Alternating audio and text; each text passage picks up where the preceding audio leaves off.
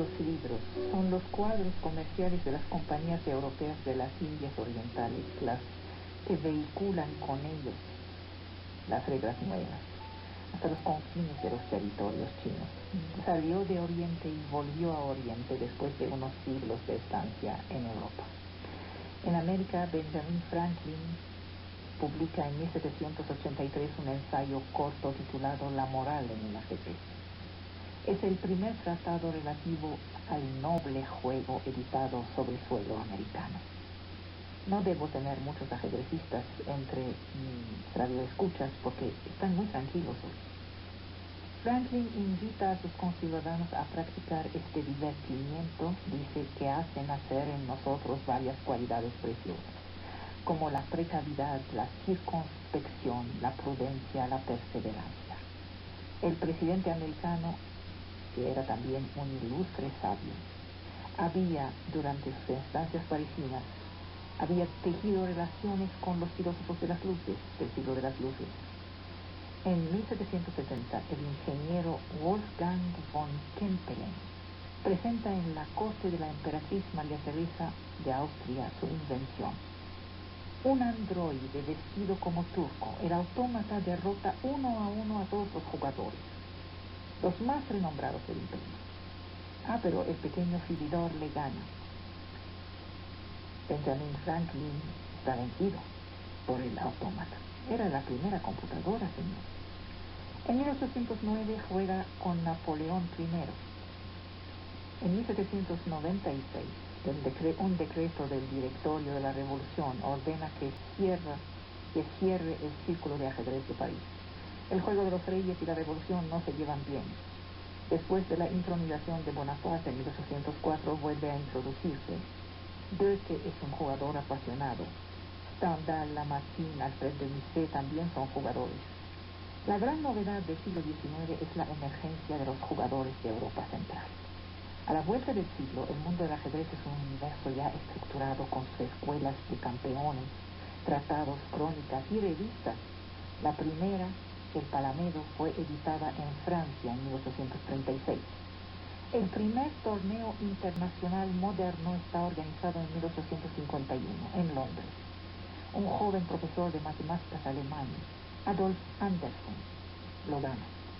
En 1866, Wilhelm Stennis, un judío de Bohemia, arranca el título.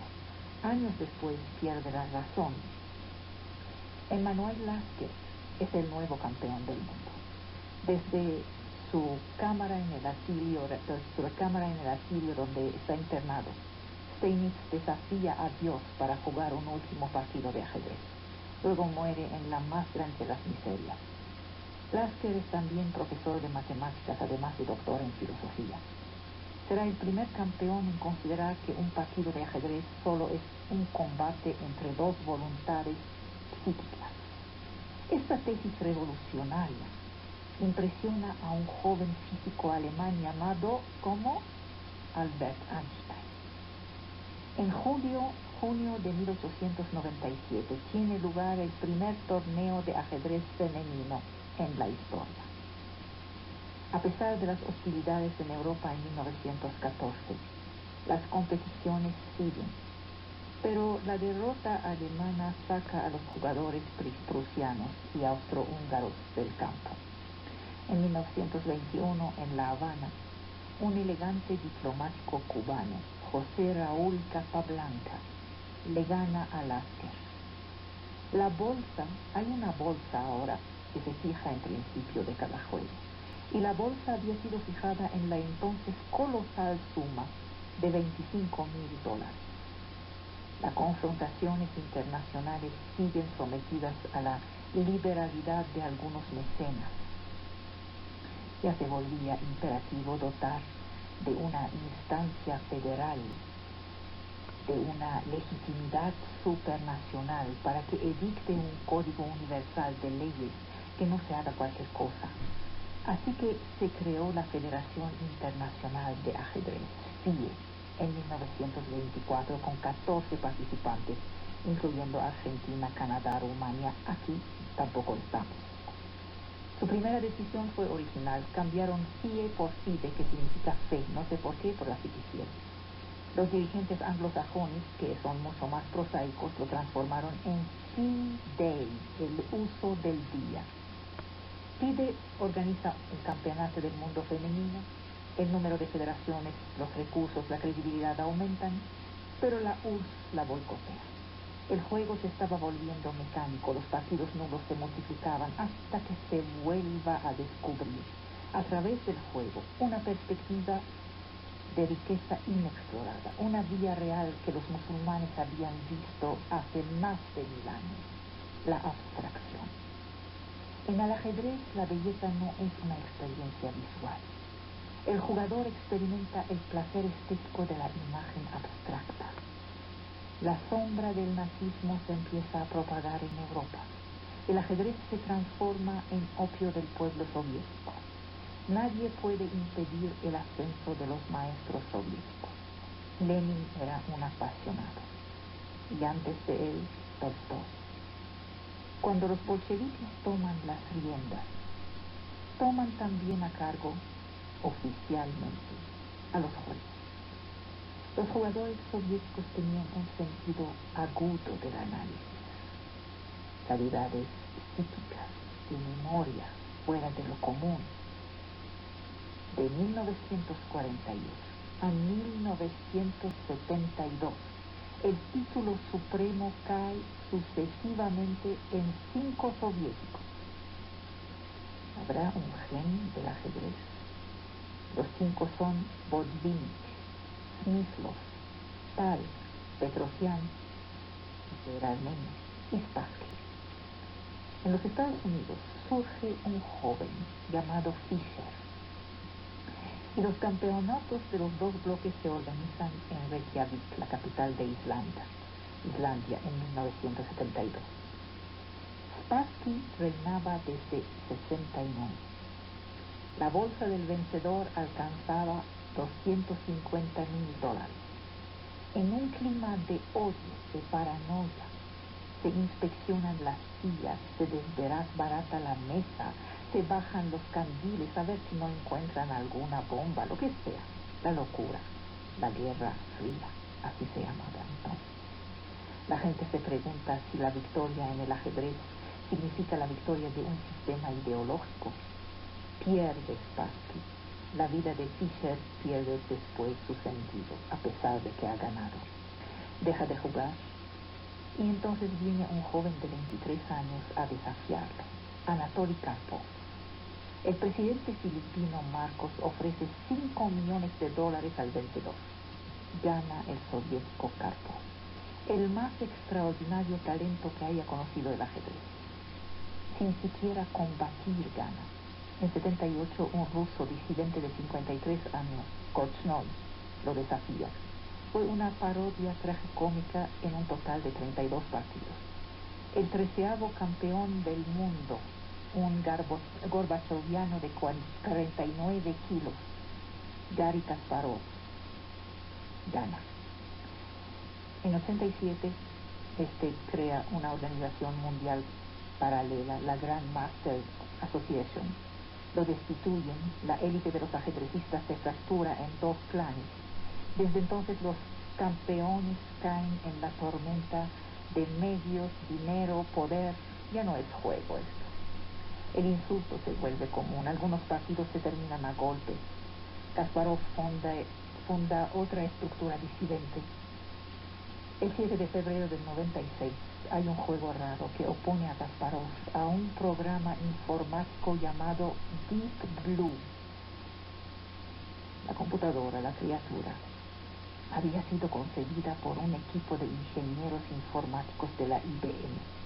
Tiene una capacidad de análisis de 50.000 millones de posiciones en 3 minutos. Si pierdo, declara el ruso, esto significa que los ordenadores, las computadoras, ya no se amenazan en las últimas esferas que quedan bajo control humano, como el arte, la literatura, la música. Pero el humano le gana al cerebro artificial, a 4x2. Un año más tarde, el 11 de mayo del 97, el año pasado, El campeón humano es vencido por una evolución de la criatura llamada esta vez Deeper Blue. Es más absurdo.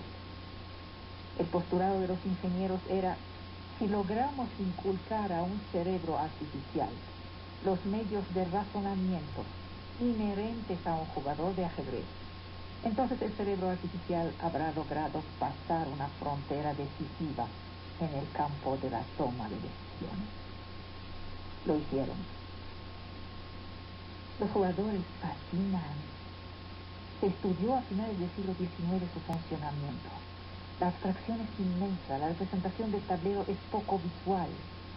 El jugador tiene conciencia de verlo mentalmente, pero no lo ve de manera clara. Ya no es blanco y negro, es gris. Sus lados incluso se borran. La forma de las piezas es confusa. La visión mental es defectuosa. Pero no es la razón de la impotencia del jugador. La visión mental no es inferior.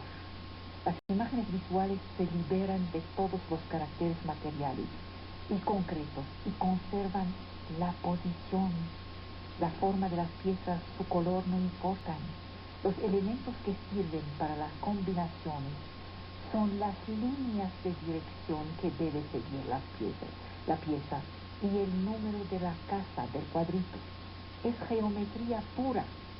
Las líneas móviles se entrecruzan. Es una forma de ser, una forma de cerebro realmente fascinante. Habría que ver cómo están hechos esos cerebros, porque finalmente en otros campos de la vida, brillantes no son. Generalmente tienen vidas fracasadas, es decir, no saben actuar con la misma inteligencia que uno espera de ellos. Algo raro pasa aquí que debería ser estudiado. Bien, ahí los dejo con el ajedrez.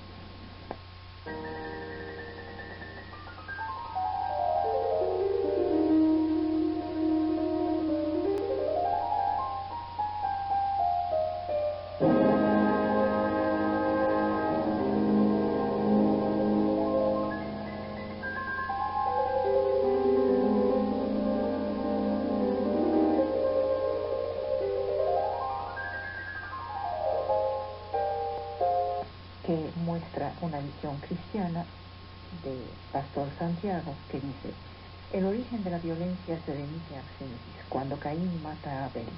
Y la justificación que Dios da a este acto es la raíz del pecado en el corazón humano, que se resume en el surgimiento del perdón. Dios mismo es el único que sana el corazón humano. El hombre sin Dios no tiene ni paz ni control. La raíz de la violencia está en el corazón humano, que no ha sabido escuchar la voz de Dios ni perdonar al ser humano. El problema es que aún el hombre creyente y los países creyentes tienen violencia. La otra llamada era de Elvia Márquez, que dice: la siguiente frase fue dicha por Gandhi: la peor violencia que existe es la pobreza. Bueno, voy a tratar de decirles lo que pienso de este asunto. La violencia no es una. Desde el nacimiento de Sapiens se ha enriquecido con formas nuevas. En latín, vis, que es el origen de la palabra, designa la fuerza. El término se refiere a la noción de coacción. En el centro está la coacción física, el perjuicio, el daño, el atentado directo, corporal, contra las personas cuya vida, integridad corporal o libertad individual está en juego. Esta violencia es de todos los tiempos. Cuestiona el orden social a través de sus reglas elementales. La elemental es que no nos matemos entre nosotros. Es que podemos caminar uno al lado de otro, sin querernos necesariamente, pero la regla de base es que no nos matemos. Hay violencias que deben ser jerarquizadas, según su costo social, según su agresión contra el capital vida. Alrededor de este primer círculo hay un segundo, más extensivo. Es la violencia económica que concierne las agresiones contra los bienes. Desde hace siglos, nuestro país, por ejemplo, Es un país de pequeños propietarios, que tiene por la propiedad una afección, un amor tan secreto que no logra separar lo que es de lo que tiene. Se identifica a su patrimonio, reacciona tan profundamente como si estuviera agredido en su cuerpo.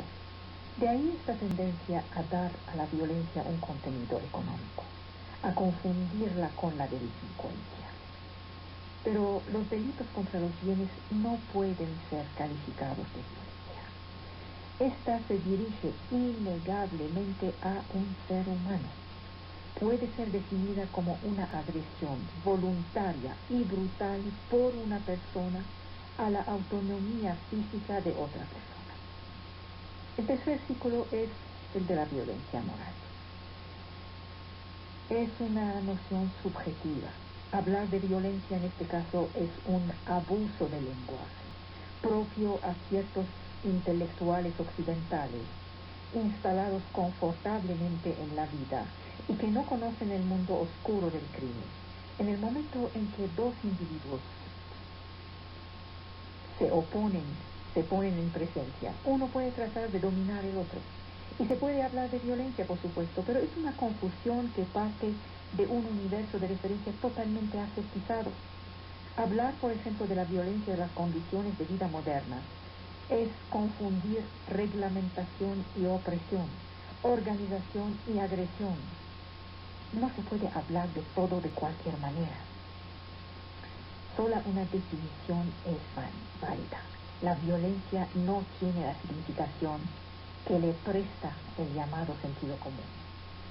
La violencia está en la cumbre de la jerarquía de las amenazas. No es lo mismo ser pobre que ser un pobre con un cuchillo en el cuello. La historia de la violencia contradice lo imaginario social. Ha habido en el curso de los últimos siglos una regresión de la violencia criminal que no corresponde al discurso alarmista que utilizamos. Algunos historiadores, alimentados por el marxismo, son reticentes en admitir que el desarrollo del capitalismo haya podido acompañarse de una regresión de la violencia. Los factores que han contribuido a esta regresión, a que haya menos violencia, son: 1. El peso del Estado con su aparato represivo, la instauración de sus moldes sociales. ¿Cuáles son? Son la escuela y el ejército. No hay libertad sin leyes y sin un Estado árbitro para hacerlas respetar. En principios del siglo pasado, el Estado-nación solo existía en Inglaterra y en Francia, aunque el proceso de control del Estado exista desde hace varios siglos. El centralismo de las instituciones garantiza la potencia del Estado. Aún la violencia familiar, que es el único refugio de las pasiones humanas, aún esta ya no escapa totalmente a la red del Estado. Ahora, cuando se dice que hay un niño que maltratan en una casa, el Estado se mete y salva al niño. Ya no se puede hacer lo que sea porque es la casa de uno. Desde el principio del siglo XIX, el nivel comparado de violencia es más bajo. Detrás de la historia de la violencia se perfila la historia del Estado. Inversamente, los países cuya historia está dominada por la violencia se caracterizan por un rechazo permanente del poder público y de toda intervención del Estado. En el transcurso de las últimas 2 décadas, por supuesto, ha habido una innegable resurgencia de la criminalidad violenta. El discurso sobre el crecimiento de la violencia corresponde a la realidad. Cuando el Estado poderoso, centralizado, con sus brazos, policía, justicia, escuela, ejército, cuando éste está denunciado, cuando unas minorías no asimiladas cuestionan la relativa unidad cultural del país, cuando la reglamentación sobre la detención de armas no es lo suficientemente severa, la violencia crece. ¿Acaso no es lo que nos está pasando? Es la miseria que explica la barbarie de algunos crímenes. Las crónicas medievales abundan en relatos de hambrunas que degeneran en carnicerías antropofágicas. Hasta el siglo XIX la historia social está llena de revueltas alimenticias que se transforman en delirio asesino. La revolución demográfica, la disminución de la mortandad, llevaron a valorar la vida humana. Cuando la muerte es omnipresente, se desprecia la vida. Es lo que pasa en los tiempos de guerra. La emergencia de la razón, la sumisión a la regla del Estado, poco a poco, progresivamente marginalizó la violencia. Si el Estado sobrepasa sus atributos de guardián de la ciudad y de árbitro de las pasiones y de los intereses de los miembros de la sociedad, entonces se corre riesgo de que monopolice la violencia.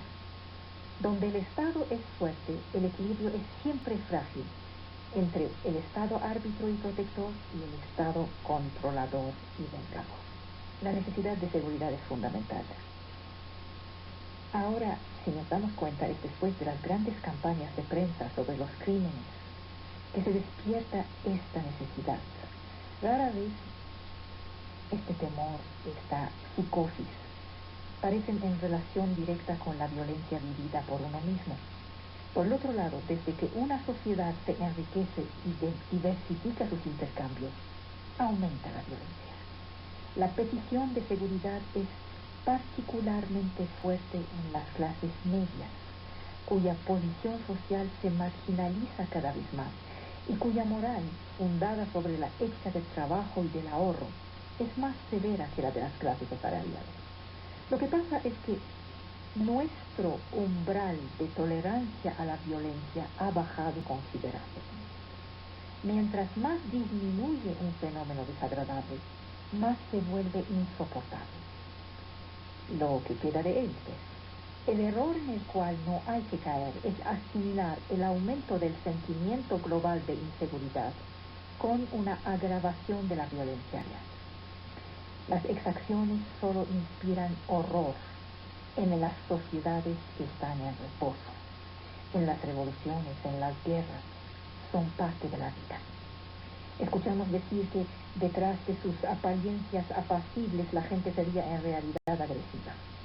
Las ejecuciones públicas, los linchamientos, eran pan diario en las sociedades de antaño y son verdaderas autopsias psicológicas de una sociedad. El discurso contemporáneo sobre la violencia es catastrofista. Quiero empezar así, corriendo el riesgo de caer mal, porque quiero poner las cosas en su lugar.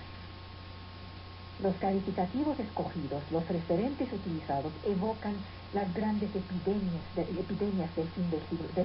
los siglos pasados. Según este discurso, no hay un aspecto de la vida social en el cual la violencia no se haya infiltrado.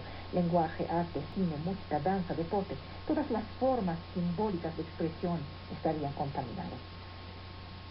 La noción de violencia se ha banalizado tanto que llegó a perder su contenido concreto. La palabra violencia llegó a designar casi lo que sea, todo desacuerdo, toda tensión, toda relación de fuerza, toda desigualdad social, toda jerarquía social. El principio jerárquico siempre ha existido, pero el culto de la autoridad ya se deshizo, no es como antes. El espíritu democrático se expandió, las relaciones entre maestros y alumnos, entre padres e hijos, entre patrón y trabajador, entre hombres y mujeres, son mucho menos agudos.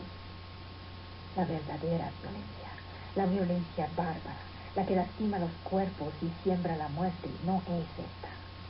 Las sociedades antiguas practicaban menos la violencia simbólica que la violencia verdadera, la sangrienta. No conocían otras formas de represión, sino la venganza privada. No aplicaban otra ley que la del talión. La ley era inexistente. Las rivalidades eran necias, a veces asesinas. No había sustitutos a la violencia. Las penas corporales son hoy ausentes de la escuela, por ejemplo. Antaño se creía que el bastón era el instrumento el más necesario para el maestro. Se trataba de domar, domesticar. Pero la violencia escolar solo era un aspecto de la violencia social. Esta era común, normal, parte de las costumbres. Existían costumbres de una gran brutalidad en las fábricas. De nuestros días, las máquinas han suprimido el prestigio de los matones de fábrica. Esos existían, pero la violencia obrera dominaba el mundo de la industria. La familia misma se ha transformado. Ya no es una unidad económica, profesional, afectiva y sexual como lo era antes. Los matrimonios forzados han desaparecido. Las relaciones de autoridad son menos desequilibradas. Los derechos del pater familias, por ejemplo. Bueno, antes no había manera de cuestionarlos. Ahora están cuestionados. Miren, los suecos, estos descendientes de los temibles vikingos, han incluso votado una ley que prohíbe dar una bofetada a un niño. El sentimiento de inseguridad existe, pero la inseguridad ya no es de la misma naturaleza. Por Dios, ¿quién hoy, para escapar de las masacres, debe refugiarse constantemente en su cava o en su granero como los aldeanos del muslo? Esta era la vida de antes. Tenemos crónicas. Sabemos algo. Estos tiempos ya pasaron. Existe hoy un cadastro. Existen actas notariales. Los cambios son lentos, pero son profundos. Miren, la dulzura marca cada vez más las primeras relaciones del ser con el mundo. Tomen nada más el pasto sin dolor, que se extiende cada vez más. Ni siquiera se les ocurría a nuestros antepasados. Dejaron de verse en los caminos estas hordas de niños errantes, salvajes, huérfanos, siempre listos para la violencia, pero vuelven a aparecer bajo otras formas en las ciudades del tercer mundo. Sin embargo, la ansiedad parental ante la educación de los hijos se está volviendo cada vez más aguda, es decir, la preocupación del padre por el hijo. En la intimidad, el niño se ha vuelto raro. Ya no hay 50 hijos. Bueno, las familias de 14 hijos eran comunes.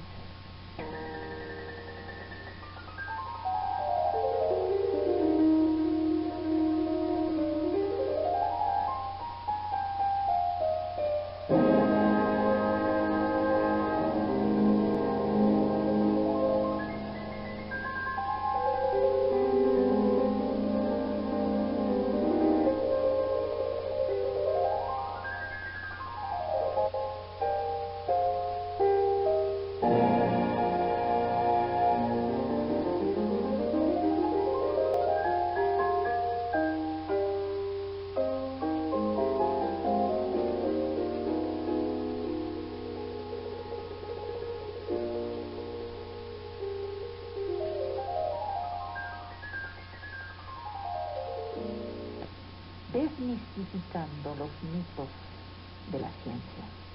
Que la manzana de Newton, que la bañera de Arquímedes, que el movimiento perpetuo, que la cadena que nos separa del animal, todos esos mitos que finalmente no son más que mitos. Voy a ver este cuento del movimiento perpetuo. Voy a ver qué, el eslabón perdido. Voy a ver la bañera del queridísimo Arquímedes y la manzana de Newton. Voy a ver el cuento del número de oro. Voy a ver la historia de la amante de Alfred Nobel, que hizo que no existiera un Nobel de matemáticas, por ejemplo. Se quedarán fuera mitos famosos, porque no tenemos tiempo, no porque escogí no verlos. Se quedarán fuera el mito sobre los cuadernos de Leonardo, que sabía todo. Ese cuento de Frankenstein.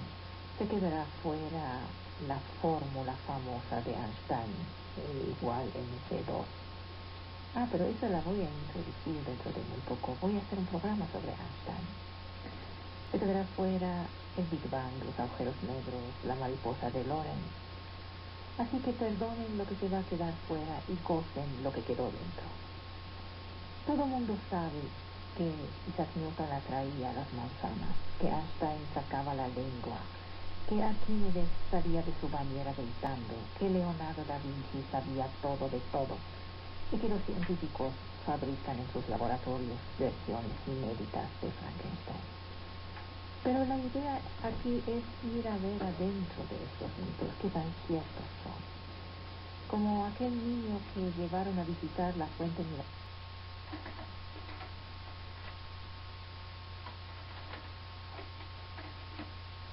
inéditas de Frankenstein. Pero la idea aquí es ir a ver adentro de estos mitos, qué tan ciertos son. Como aquel niño que llevaron a visitar la fuente milagrosa de Lourdes y que en lugar de hincarse y ponerse a rezar, se le ocurrió preguntar cuántos litros contiene la cisterna. Podemos preguntar si la manzana de Newton era una Golden, por ejemplo. Y el eslabón perdido, el movimiento perpetuo de Leonardo son mitos, pero quizá también los agujeros negros y el Big Bang.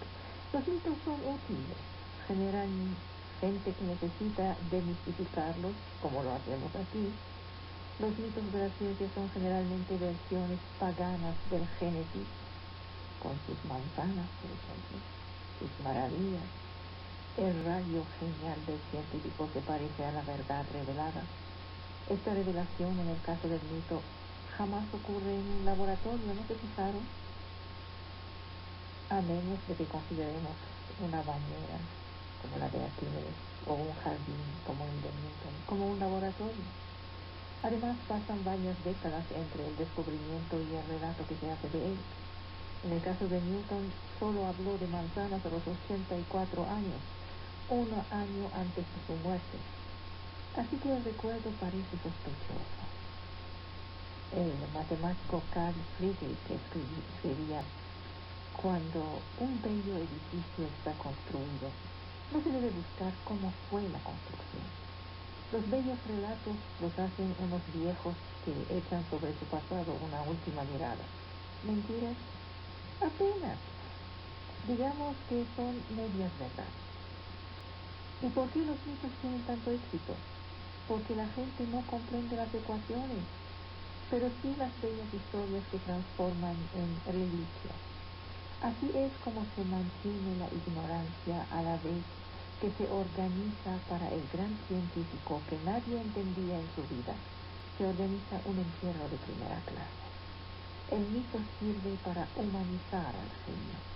Miren, dicen los malos alumnos, Einstein era como yo, es decir, muy malo en la escuela. Se canoniza lo cotidiano, se crea una relación entre la ciencia y el común de los mortales. ¿Qué voy a hacer aquí? Emprender una modesta empresa de canibalismo destruyendo algunos. ¿Con qué empezamos? ¿Qué tal con el movimiento perpetuo? La rueda que gira sin jamás detenerse. Un éxtasis cósmico. El mito es necio. Se encuentran sus primeras huellas en el siglo V, en un manuscrito sánscrito publicado en Italia bajo el título de Siddhanta Shiromani. Vuelve a surgir en el siglo XV, luego en el siglo XVI, en un texto de Ramelli, en el XVII, bajo la pluma de un alemán llamado Bockler, y hasta el gran Newton, quien habla de crear el movimiento perpetuo. Estos delirios alcanzan su apogeo a finales del siglo XIX y solo declinarán lentamente en el siglo XX. La Academia de Ciencias de París decidió desde 1775 no aceptar más textos sobre el movimiento perpetuo. No le hace. Miles de patentes siguieron cayéndole hasta el año 1901. Las máquinas de movimiento perpetuo siguen los progresos de la mecánica. En el medievo se trata esencialmente de molinos de agua que accionan, que mueven un tornillo, que hacen subir el agua, que los hace girar a su vez. Luego fueron molinos de aire, luego péndulos articulados. Todos esos aparatos son, por supuesto, víctimas de las implacables leyes de la mecánica. Pero lejos de ser un cementerio de las ilusiones perdidas, el Museo de las Máquinas Perpetuas constituye un maravilloso himno a la ingeniosidad humana. Los físicos protestan: no hay movimiento perpetuo. El aparato debe acabar por detenerse. Ningún aparato logró responder a las leyes de la física. Ni la ley de la conservación de la energía, que estipula que la energía de un sistema aislado puede cambiar de forma, pero en ningún caso aumentar o disminuir. Ni esa logró frenar la búsqueda. Tampoco la demostración de la imposibilidad de un verdadero movimiento perpetuo pudo con el mito. ¿Por qué no se puede? Porque existe una disimetría fundamental en la naturaleza. Es posible transformar integralmente una energía mecánica en calor, pero lo contrario solo podrá hacerse con un rendimiento irrisorio. El rendimiento maximal del más moderno de los motores de carros, por ejemplo, pasa apenas del 25%, ya que la mayor parte de la energía de la combustión de la gasolina sirve para usar el motor y calentar la atmósfera. El asunto del movimiento perpetuo empezó con una reflexión sobre los molinos, pero sigue floreciendo a través de los siglos. Decir que la conservación de la energía no es una ley física, sino un principio, no pone un punto final a la historia. El principio de la conservación de la energía es una ley experimental universal, que cubre todos los casos posibles. Pero en la práctica el problema del movimiento perpetuo sigue buscando su epifanía. Ya no lo buscan en los molinos, los relojes y los motores. Se ha refugiado en los átomos, donde los electrones no dejan de girar desde hace miles de millones de años. Y es en esas frágiles e inquietantes maravillas que la tecnología que son los sobregeneradores nucleares, ahí se ha refugiado el mito. Estas máquinas producen más materia visible, no más energía, que es lo que consumen. Pero el átomo no evoca en nada una máquina autónoma que funcionaría fuera de toda fuente de energía. En un nirvana mecánico absoluto, con el alma eterna de las máquinas burlándose del segundo principio de la termodinámica. Lo que pasa es que los artesanos, los partidarios del movimiento perpetuo, sueñan con algo que no tiene nada que ver con la mecánica. Quieren aislar el alma del movimiento. Lo que buscan es el secreto de la vida. Hay un escrito del siglo IX del alquimista árabe Jabir ibn Hayyan que habla de sumar las materias orgánicas en una esfera en movimiento perpetuo para crear el ser viviente. La obsesión no es mecánica, es biológica. Los investigadores de la inteligencia artificial son hoy los dignos descendientes de este Ibn Hayyan. Buscan construir máquinas que simulan el espíritu, como sus antecesores buscaban encontrar el espíritu de la máquina. En su texto El arte y la ciencia, Victor Hugo escribe: la ciencia no debe buscar el movimiento perpetuo, ya lo ha encontrado, es ella misma.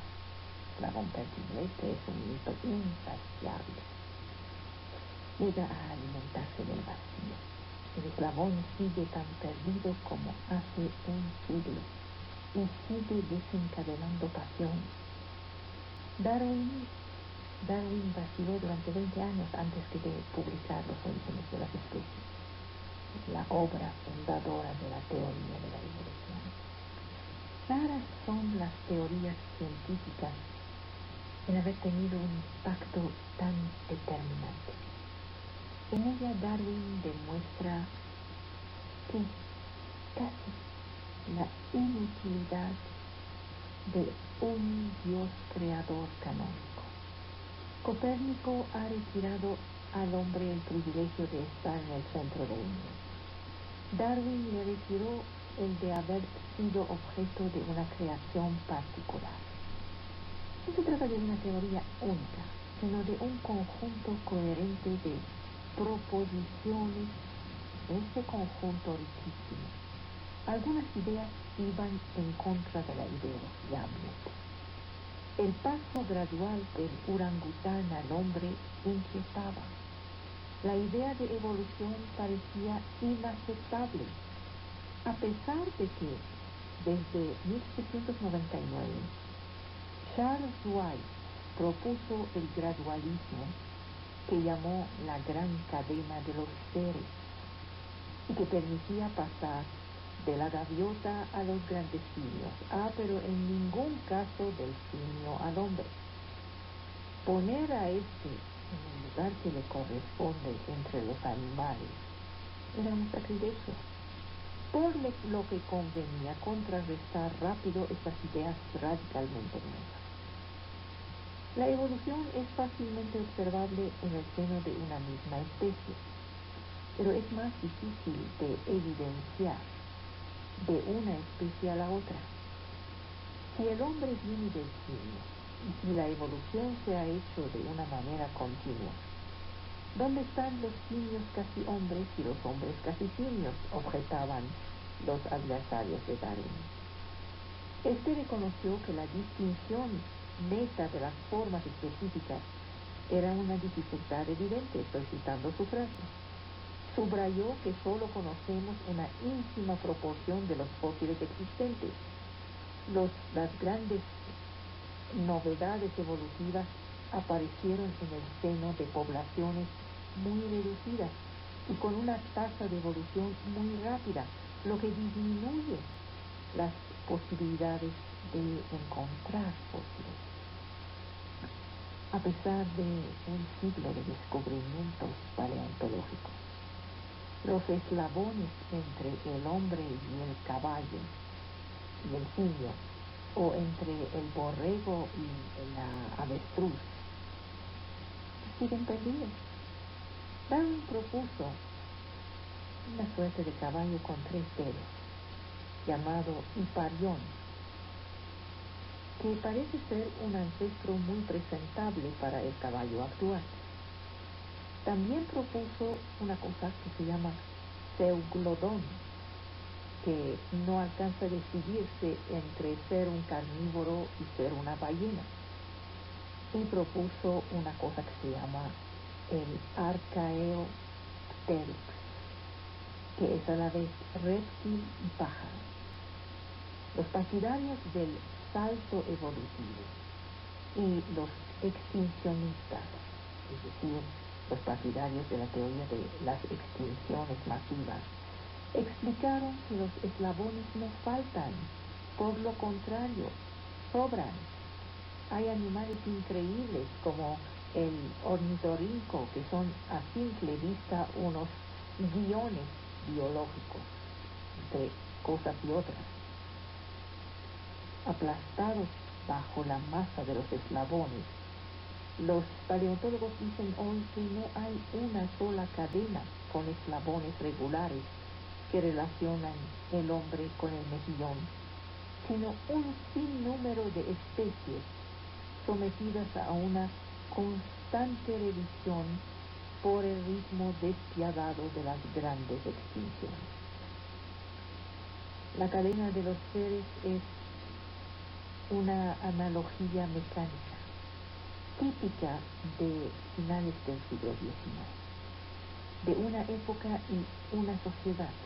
¿Cuál? La Inglaterra victoriana. La Inglaterra victoriana no pudo soportar la idea de que sus lords, tan cuidadosos de sus árboles genealógicos, tenían los mismos ancestros que los pigmeos trepadores de África. La búsqueda del eslabón perdido era un asunto de honor, es decir, para salvar el honor de aquellos que no se hacen a la idea de que papá podría ser un chango. El ancestro del hombre, si es que existe, debía ser un monstruo desprovisto de los 1000 refinamientos del espíritu. Bajo pretexto de buscar un origen, se trataba de probar que El hombre no podía venir de la nada. En la cumbre de la escalera había el rey Sapiens Sapiens, instalado ahí no se sabe muy bien cómo, por las obras de un dios que no acaba de moverse los dedos de tanto lamentar su metida de pata al crearlo. El mítico eslabón perdido no ha terminado su carrera. Cada descubrimiento de un diente, de una mandíbula, de una rótula de hominídeo, reanima la cuestión. Finalmente, los únicos eslabones perdidos se encuentran en la literatura, en El mundo perdido de Conan Doyle o en La isla del Dr. Moreau de Wells. Hicieron películas, hay que verlas, son preciosas, pero no tienen absolutamente nada que ver con la realidad. Llevamos 2 muertos, el movimiento perpetuo y el eslabón perdido. Vamos por el tercer muerto, la manzana de Newton. Es el objeto el más famoso del folclore científico. ¿Recuerdan que los Beatles lo transformaron en el logo de su compañía de discos? Y hay una gran marca de computadoras que logró convencerme de salir de mi medievo con su condenada manzana. Es que ustedes no saben si estoy saliendo del medievo. Estoy hablando de este Apple. Aquí se trata de estudiar su impacto sobre el cráneo del severo Isaac. Se ha visto una manzana caer un día de estos en un vergel de Lincolnshire. Y es así como nació la atracción universal. Porque la manzana no es un fruto, es el fruto por excelencia, el fruto bíblico. Sin embargo, todos los biógrafos del físico inglés Isaac Newton están de acuerdo sobre este punto. El gran hombre solo vio caer la manzana en 1726, poco antes de su muerte, cuando la anécdota sitúa el evento en 1660, 60 años antes de que se empezara a hablar de la manzana, cuando emprendió sus trabajos en vista de extender la gravedad hasta la órbita de la Luna, ese dice su texto. La cuestión era si la manzana cae, ¿por qué la Luna no cae? Y la respuesta es que no solo la Luna cae, un objeto en movimiento circular cae sin cesar hacia el centro del círculo, sino que cae de la misma manera que una manzana. Una vez la Luna puesta en su lugar, ¿qué hay de la veracidad de la anécdota de la manzana de Newton? Cuenta William Stuckley, dice eso. Después de cenar, el buen tiempo, para que haya buen tiempo en Inglaterra debe haber algo excepcional. Ya esto es un mito, el buen tiempo en Inglaterra. El buen tiempo nos incitó a tomar el té en el jardín, a la sombra de los manzanos. Entre otros temas de conversación, me dijo, es decir, Newton, que se encontraba en una situación análoga a cuando se le ocurrió la idea de la gravitación. Esta le fue sugerida por la caída de una manzana un día que estaba sentado en su jardín. Se dice William Stuckley. Ahora la personalidad de Newton era fría y prepotente. La mayoría de sus textos son inaccesibles, llenos de ecuaciones, dice él, de manera a no ser importunado por matemáticos mediocres. No es una persona que hace confidencias así fácilmente. No hay más que una persona lo suficientemente ignorante en ciencia y lo suficientemente cercana a él para suscitar esas confidencias. Hubiera podido extirparle a Newton la historia de la manzana. ¿Quién? Se trata de su sobrina, Catherine Conduit, la única persona de su familia en haber tenido la menor intimidad con él, la única mujer sin duda en habérselo acercado. El viejo tío era absolutamente misógino. Es prácticamente seguro que jamás hizo el amor. Esta sobrina encantadora era amada por el ministro inglés Halifax, así que este se volvió el protector de Newton. Voltaire, el malvado Voltaire, dice que es a estas circunstancias que se deben las fluxiones y la gravitación. Hay que ser tan mala lengua como Voltaire para atribuir el éxito de la atracción universal a una historia de alcoba. Entonces hay una mujer detrás de esta historia de manzana, historia que probablemente ha sido inventada de todas piezas. Catherine se volvió ejecutor testamentario a la muerte de su tío. Encontró miles de páginas de escritos de alquimia y de teología. El volumen de estos manuscritos esotéricos es casi equivalente a los trabajos científicos de Newton. En su laboratorio de Cambridge no se dedicaba a la química corriente, sino que buscaba el secreto de la vida, como un brujo de cuarta. Entre los diagramas cabalísticos representando la piedra filosofal, había una larga lista de frases sacadas de las Santas Escrituras y su significación en diversas lenguas. Y es el mismo Newton que busca la piedra filosofal, que descubre los secretos de la gravitación y de la luz. Ironía de la historia, la gravitación es aún más misteriosa que la piedra filosofal. Contrariamente a las demás fuerzas de la naturaleza, sigue siendo hoy un enigma que impide dormir a los físicos. Vamos con 3 muertos. El cuarto es la bañera de Arquímedes. Desnudo como una lombriz, mojado como un pez, Arquímedes corre por la gran avenida de Siracusa gritando «Eureka». Esto se supone que en dorio significa «he encontrado». Desbordó su bañera y lo sacó de ahí. Recuerden, el miércoles pasado les hablé un poco de la biografía de Arquímedes. Bien, ahora le vamos a dar al traste con el mito de la bañera. El gran hombre acababa de descubrir el famoso principio de la hidrostática, que generaciones de escolares recitan. Y además detestan a Arquímedes porque lo recitan. Todo cuerpo sumergido en un líquido está sometido a una fuerza vertical dirigida hacia arriba e igual al peso del fluido desplazado. Felices tiempos aquellos en que aún se podía hacer física en una bañera. Nada más imaginen la expresión de los policías de Ginebra, que los 400 signatarios del descubrimiento de una nueva partícula salen desnudos de la piscina del Laboratorio Europeo de Física de las Partículas, gritando «We have got it». Es el equivalente del Eureka en nuestro dorio actual, que es el inglés. Era otra época. Arquímedes nació hacia 287 AC, murió en 212.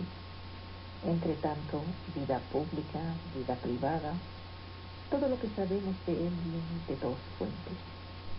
La primera es incontestable, son sus propios escritos, bueno, lo que queda de ellos, que esperaron los siglos XVII y XVIII para tener éxito. Es una verdadera mina de oro. Y entre las pepitas nos enteramos que su padre era astrónomo y que era consejero y amigo del tirano de Siracusa, Hierón II. La segunda fuente son los comentaristas griegos y romanos. En una historia célebre que debemos al arquitecto romano Vitruvio, siglo I hace, cuenta que un orfebre había vendido al rey Nerón una corona de oro cortada de plata, es decir, que hizo trampa. El rey, pidió a Arquímedes la manera de pescar al ladrón. En una cubeta llena de agua, Arquímedes sumerge una medida de plata, luego una medida de oro, igual al peso de la corona. Mide los desbordamientos en uno y otro caso, Luego sumerge la corona y constata que la cantidad de agua recogida es intermediaria entre las dos medidas precedentes. Confusión del ladrón y triunfo de la verdad científica. En realidad, el agua que desborda del baño de Arquímedes no enseña nada sobre la famosa ley, porque el método descrito por Vitruvio es puramente volumétrico. En esta historia, lo que cuenta es el grito. Se trata de decir, la ciencia es genial y es simple. Cualquiera que resuelve cualquier cosa es capaz de gritar su eureka como un gallo. Miles de pequeños eurekas siembran el mundo. Eureka niega la complejidad y el estudio.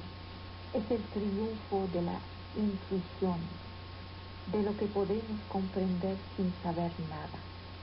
No nos gusta la ciencia, nos gusta el cuento, el de la muerte de Aquiles en el momento del sitio de Siracusa en 214 por las legiones del cónsul Marcelo. Este cuento vale su peso de agua de bañera. Sicilia era la última potencia griega independiente.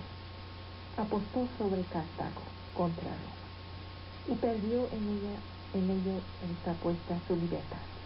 El sitio duró 30 meses, durante los cuales nos cuentan Plutarco, nos cuenta Polibio, nos cuenta el Tito Livio. Durante estos 30 meses los asaltos romanos fueron resistidos gracias a las terribles máquinas inventadas por Arquímedes.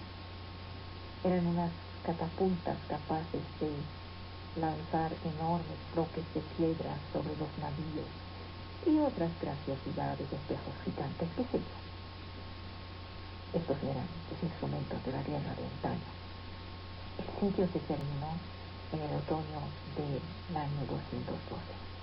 Se abrió una brecha en la muralla de Siracusa y se cuenta que Arquímedes fue asesinado por un soldado a quien prohibió tocar las figuras que había dibujado en la arena de su abaco. En realidad, la caída de Siracusa se debe a los enfrentamientos internos de su propia población. Luego los romanos se desataron, robaron, masacraron, hasta el punto que el Senado romano rechazó el triunfo de Marcelo. Este probablemente ignoraba hasta la existencia del matemático. Era indiferente al matemático como Arquímedes era indiferente a la política. Solo le interesaba una cosa, sus propias ideas. El sabio enteramente dedicado a la búsqueda de la verdad, por encima de los combates del bien y del mal cívico. La ciencia no es moral. La naturaleza ignora las leyes de la física. Ahora otro mito. El mito del amante de Alfred Nobel. Ustedes lo saben, es un espectáculo mayor. El premio Nobel que cae cada año sobre algunos elegidos es en sí un mito. Cuando un físico de las partículas o un especialista de la genética de los virus lo recibe de las manos del rey de Suecia en la gran sala de conciertos de Estocolmo, la prensa se le echa encima y se pone a pedirle su opinión sobre el aborto, la deuda de Nigeria, la dictadura en Siria, qué sé yo. A veces el pobre nobelizado pierde la cabeza. Se han visto premios Nobel que se consagran a la meditación trascendental después de ello.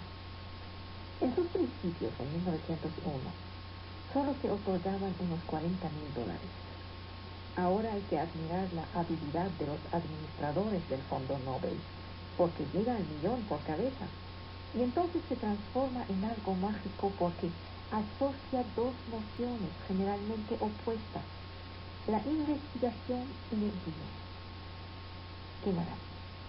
Alfred Nobel tuvo por un tiempo la imagen de un sabio loco. Su fábrica estalló en 1874. Luego se volvió un ermitaño pacifista. Pero es el dinero de la dinamita que recompensa a aquellos que obraron según los términos del testamento de Nobel que obraron para el mayor beneficio de la humanidad. El Nobel de la Paz recibe los intereses de una multinacional especializada en la industria armamentista. Alfred decía, quisiera inventar una sustancia o una máquina dotada de tal poder de destrucción que ningún gobierno se atrevería a usar. El mito del cual les voy a hablar se refiere a la personalidad de Alfred Nobel. En el campo científico, el premio recompensa a los físicos, químicos, biólogos, economistas, pero no los matemáticos. ¿Por qué? En aquella época, el más brillante de los matemáticos era el sueco Mittag Leffler. Se lo hubiera ganado de calle, pero el señor era, dicen, el amante de la señora Nobel. La cuestión de si Madame Nobel prefería las ecuaciones matemáticas a las fórmulas químicas es tan importante que se discute en el mundo entero. El problema es que Alfred Nobel jamás se ha casado, por lo que no hubo jamás una Madame Nobel. Necesitamos buscar la mujer detrás de todo, el chiste